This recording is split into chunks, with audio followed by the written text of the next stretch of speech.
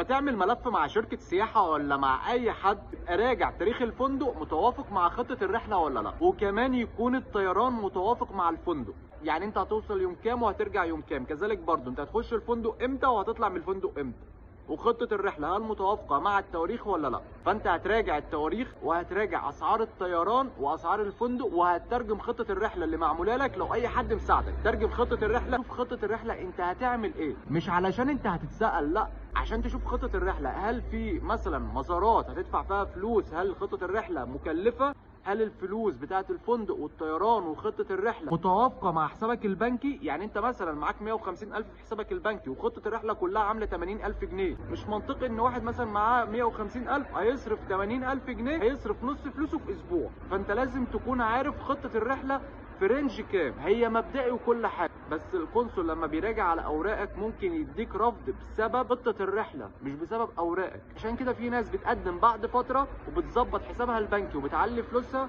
وبتقدم نفس الاوراق وبتاخد التاشيره، بس هم بس ايه، عملوا خطه رحله منطقيه شويه ورفعوا حسابهم البنكي.